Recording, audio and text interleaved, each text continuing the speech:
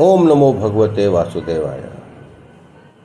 श्रीमद् भागवत महापुराण पंचम स्कंद छठवां अध्याय। ऋषभ देव जी के शरीर का अंत और अरहन का पाखंडवाद। इतनी कथा सुनकर महाराज परीक्षित ने सुखदेव जी से कहा, हे महाराज, ऋषभ जी ने योग से प्राप्त सिद्धियों का त्याग क्यों कर दिया? योगी को तो कुछ भी बाधक नहीं होता। फिर क्या कारण था कि उन महात्मा ने ऐसा किया? सुखदेव जी बोले, हे राजा परीक्षित, तुम्हारा कहना यथार्थ है, परंतु चंचल मन का क्या विश्वास नहीं ज्ञात कि यह छलिया कब छल दे। विशेष सेवन के लिए यह बड़े बड़े बहाने बतलाता है। इससे ऋषियों ने कहा है कि इस चंचल मन का कभी विश्वास न करना। इसने ब्रह्मा विष्णु महेश किसको नहीं ठगा। फिर योगियों की तो बात ही क्या है। यह अवसर पाते ही अपने फंदे फेंक देता है। हे राजन, जब काम, क्रोध, लोभ, मोह, मद, भय आदि जीव बड़े शत्रु हैं, मन इसके लिए सदैव उद्योगशील रहता है। यही कारण है कि बुद्धिमान इस मन का कभी विश्वास नहीं करते हैं। हे राजन, तुम्हारे प्रश्न का उत्तर हो चुका। अब भगवान ऋषभ का आगे का चरित्र सुनो। जब ऋषभ जी ने इस प्रकार योग साधन कर लिया, तब उन्होंने अपने शरीर को शीघ्र ही त्याग देना चाहा, परंतु कुछ और चरित्र के लिए उन्होंने सूक्ष्म रूप से अपने शरीर को पृथ्वी पर रख छोड़ा, जो विभिन्न देशों में घूमता रहा। कुटक पर्वत के उपवन में तो वह अपने मुख में पत्थर के टुकड़े चबाकर नंगे घूमता रहा। एक समय उस वन में आग लग गई तो ऋषभ जी का वह शरीर भी उसमें जल गया और पुनः कलयुग के आगमन पर कोंकवेक और सुख देशों का वह आइन अरहन नाम का एक राजा हुआ। वहाँ उसे मोहवश वर्णाश्रम धर्म का कुछ भी ज्ञान न रहा और उसने अपना एक अलग ही पाखंड धर्म चलाया, जिसमें व्रत, स्नान, शौच, बाल इत्यादि बनाना सब ढोंग माना गया। परंतु सप्त समुद्रों सहित पृथ्वी का मुकुटपट्टी भारत को सर्वदा ही धर्मप्राण देश था। इसने उसके चलाए हुए अधर्म को स्वीकार नहीं किया और ऋषभ आदि के अवतारों से युक्त उनके पवित्र चरित्रों का ही गान किया। ऋषभ जी के समान होना दुर्लभ है। ये सब वेद, लोक, देवता, ब्राह्मणों के परम गुरु थे। उनका चरित्र पुरुषों के कुकर्मों को दूर कर देता है। जो ऋषभ देव के पावन चरित्र को ध्यान से सुनता है, उसका बड़ा मंगल होता है, क्योंकि वे भक्त मुक्ति के दाता और सामर्थी थे। उन्होंने अपने समस्त कुल और भक्तों को मुक्ति दी और कितनों को ही आत्मा का सत स्वरूप बतलाया। ऐसे ऋषभ देव भगवान को हमारा नमस्कार है। 7वां अध्याय। महाराज भरत का राज्यकाल और तप वर्णन। सुखदेव जी बोले, हे राजा परीक्षित, अब ऋषभ जी के पुत्र भरत जी का चरित्र सुनो। भरत जी ने पंचजनी नामक विश्वरूप की कन्या से अपना विवाह कर उसके 5 पुत्र उत्पन्न किए। सुमति, राष्ट्रभृत, सुदर्शन, आवरण, धूम्रकेतु।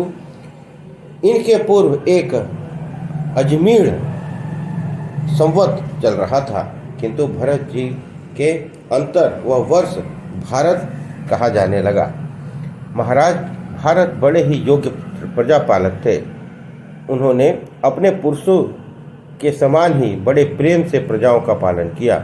उनकी प्रजा सदैव धर्मारूढ़ रह अग्निहोत्रादि शुभ कर्मों को बड़ी श्रद्धा के साथ करती रहती थी। भरत जी ने कितने ही सांगोपांग युक्त बड़े बड़े यज्ञ किए और राग द्वेष तो उनमें छू भी नहीं गया था। वे सर्वथा ही निष्कामी थे और अपने सभी कर्मों धर्मों को ईश्वरार्पण कर देना ही परम धर्म समझते थे। उनकी समस्त श्रद्धा भगवान वासुदेव में समर्पित रहती थी और वे सदैव यज्ञ यज्ञादि धार्मिक कृत्यों में ही लगे रहते थे।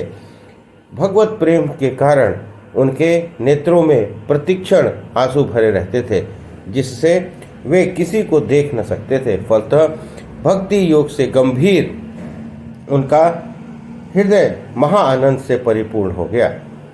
उनके मन में परब्रह्म महापुरस्कार युक्त श्रीवत्स, कौस्तुभ, वनमाला, शंख, चक्र, गदा, पद्मधारी नारदादि निज भक्तजन हृदयवासी पुरुष रूप से शोभित भगवान हृत कमल मध्य निवासी वासुदेव में नित नित बढ़ते वेग से उत्कृष्ट भक्ति उत्पन्न हुई।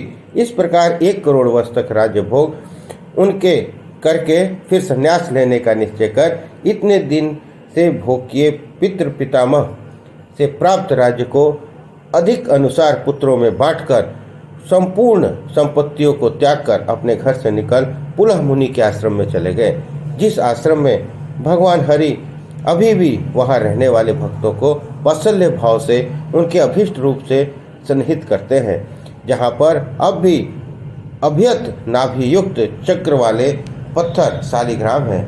ऐसी नदियों की श्रेष्ठ चक्र नदी गंडकी आश्रम स्थानों को सर्व प्रकारेण पवित्र करती है। उस पुलहाश्रम के उपवन में अकेले ही वह शुद्ध हृदय से विस्मयाभिलाष छोड़कर सम दमादि संपन्न होकर नाना प्रकार के फूल फलों तुलसी जल तथा कंदमूल फलोपहारों से भगवान की आराधना करते थे और उसी से उन्हें परम शांति प्राप्त होती थी। जब वह इस प्रकार निरंतर पूजा करते थे तब उनके बढ़ते हुए अनुराग के भार से उनका हृदय शिथिल हो जाता था। हर्ष वेग से शरीर का रोमांच खड़े हो जाते थे।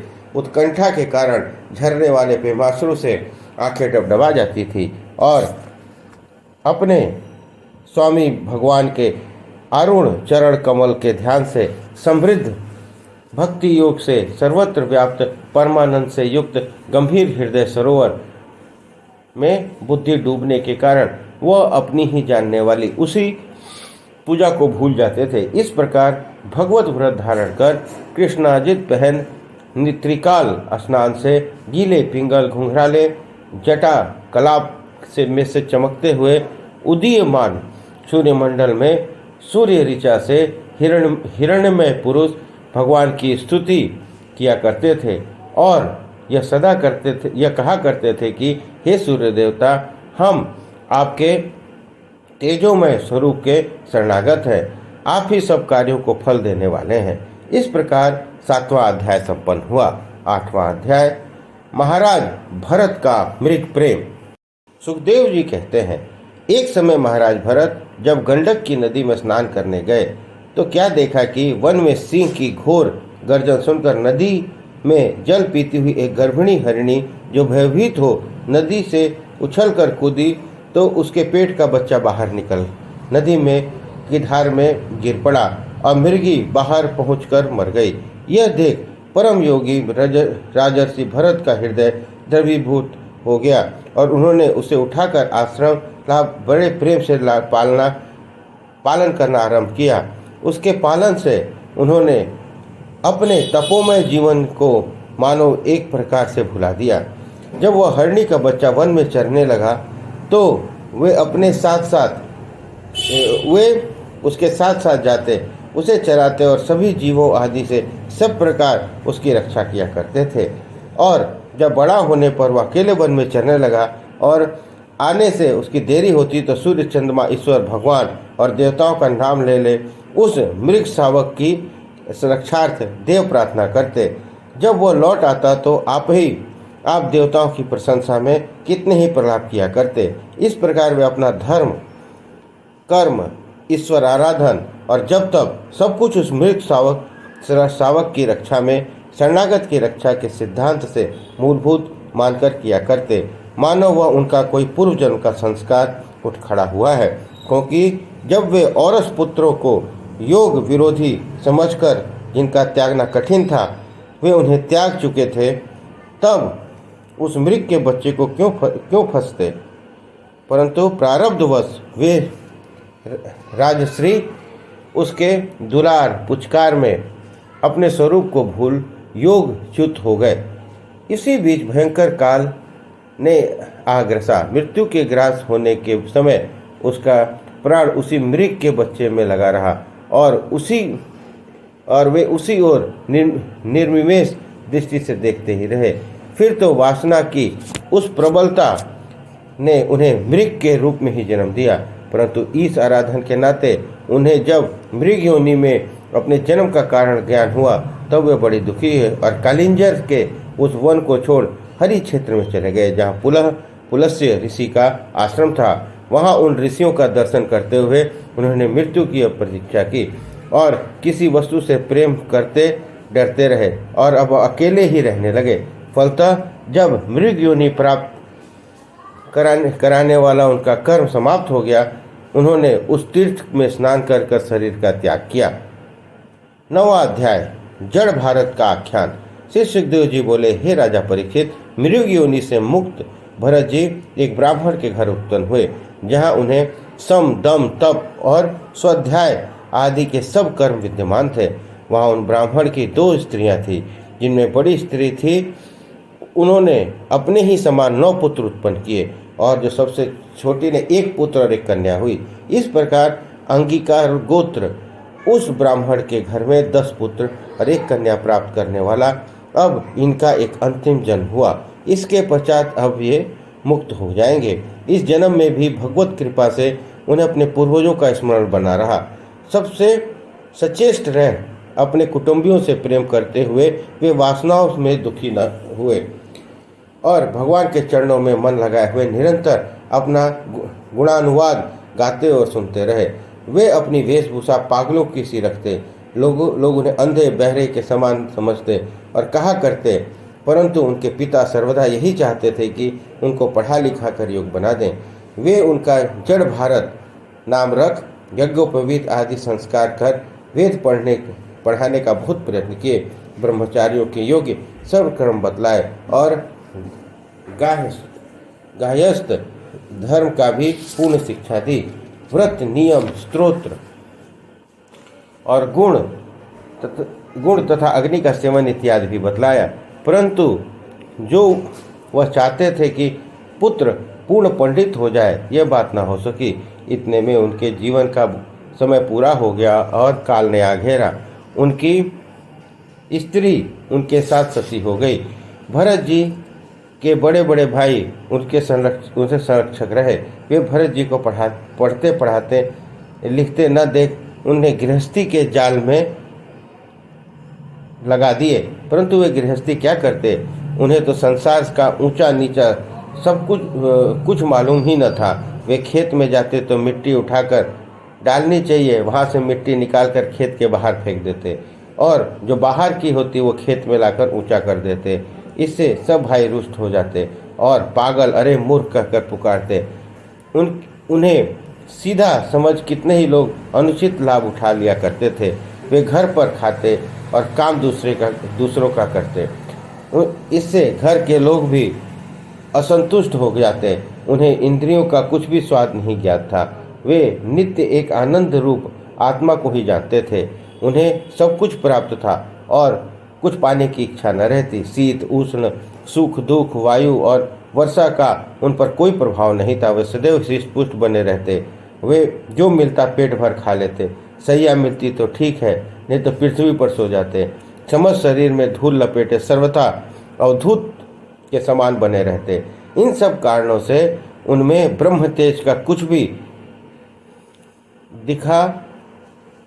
दिखाई न पड़ता और मैला कुचैला घृणित वस्त्र लपेटे अपने आनंद में ही मग्न रहते। उन्हें घृणित समझ लोग ब्रह्म बंधु के नाम से पुकारा करते।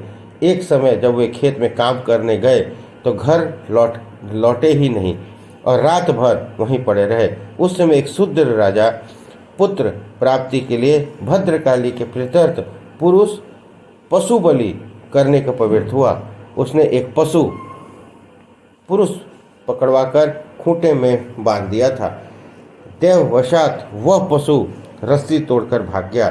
तब उसने अनुचर अंधेरी रात्रि में उनको ढूंढते हुए दौड़ने लगे, किंतु उनको वह नहीं मिला। उन्हें अकस्मात खेत के पास हरिण भगाते हुए विरासन में बैठे अंगिर रसपुत्र इन जड़ भारत को देखा। तब लक्षण देखकर उन्होंने अपने स्वामी से कर्म की पूर्ति होगी ऐसा समझकर रस्सी से बांधकर वे सब चंडिका गृह में इन्हें ले गए। वहाँ ले जाकर चोरों ने उनको अपनी विधि से नहलाया, नए वस्त्र पहनाकर चंदन, माला, तिलक इत्यादि से अलंकृत किया, खिलाया और धूप, दीप, फूल, लावा, पल्लव अंकुर फलोपहार इत्यादि से युक्त हिंसा विधान से गीत स्तुति मृदंग पल्लों के महान घोष के साथ उन पुरुष पशु को भद्रकाली के आगे बिठाया। तदंतर वृषराज के पुरोहित चोर ने पुरुष पशु के रक्त से भद्रकाली देवी का यज्ञ करने के लिए काली मंत्र से अभिमंत्रित अति भयानक खड़क लिया। उस तरह रज और तमोगुण युक्त धन मद रूपी मद से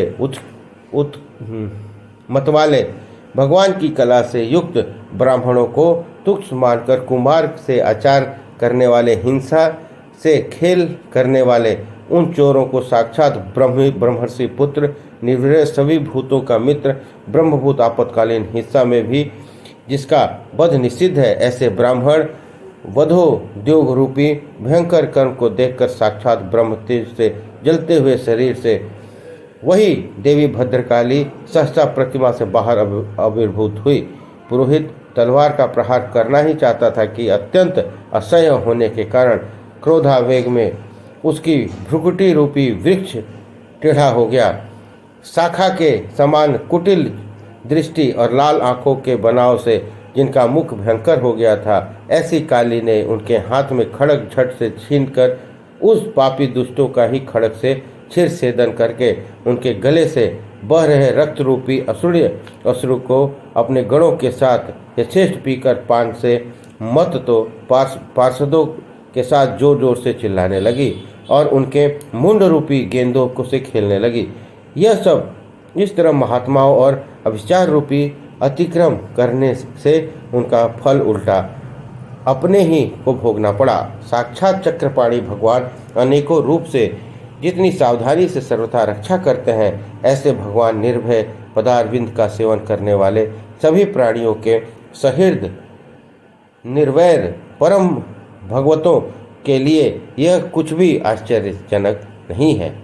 इस प्रकार 9वां अध्याय संपन्न हुआ। 10वां अध्याय राजा रहुगण और जड़ भारत का संवाद। श्री सुखदेव जी बोले, हे राजा परीक्षित, एक समय सिंधु सौवीर देश में राजा रहुगण आध्यात्मिक शिक्षा ग्रहण करने के लिए कपिलाश्रम को जा रहे थे। मार्ग में उनकी पालकी का एक कहार कम हो गया। राजा ने कहा, यहीं कहीं से दूसरा कहार खोज लो। कहारों का सरदार एक कहार खोजने चला। उसे इक्षुमती नदी के तट पर जड़ भरत जी दिखाई पड़े। तब उन्हें पकड़कर मंत्रियों के पास लाया। मंत्रियों ने कहा, ठीक है, यह शरीर का मोटा ताजा कहार पालकी के योग्य है, जाओ इसे पालकी में जोत दो। कहारों ने भरत जी से पालकी उठवाया। भरत जी पालकी को कंधे पर जो लेकर चले तो उनके स्वभाव से पृथ्वी पर ऐसे देखते हुए चले कि कोई जीव जंतु उनके पैर से दब न जाए। इस कारण कहारों के समान ही इनका पैर न पड़ता और पालकी हिल जाती। इससे उसमें बैठे हुए राजा रहुगण को हिलने डुलने से कष्ट होता। वे कहारों को बिगड़ते हुए पालकी कैसे चलाते हो, ठीक तरह से ले चलो। कहार अपने साथी भरत जी से बड़बड़ाते और राजा से कहते, महाराज, ये नया कहार ठीक नहीं चलता, जिससे आपको कष्ट हो गया है। राजा रहुगण ने नए कहार जड़ भारत जी को डांट कर कहा, क्यों जी, बहुत दूर से आ रहे हो, जो तुम्हें थकान आ गई है क्या? जड़ भारत जी तो अपने स्वभाव में स्थित थे। उन पर राजा की ऐसी डांट फटकार की बातों का कोई प्रभाव नहीं पड़ा।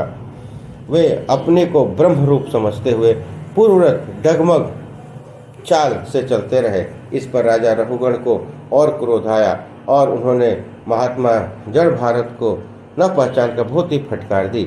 इस पर भरत जी मुस्कुराकर बोले, वीर रहुगण, तुम्हारा कहना ठीक है, इसमें कोई छल नहीं है। मैं अवश्य ही बहुत दूर से और अनेकों जन्मों से चलता आ रहा हूँ और अब इस प्रकार संसार से चलकर चलते चलते थक गया हूँ।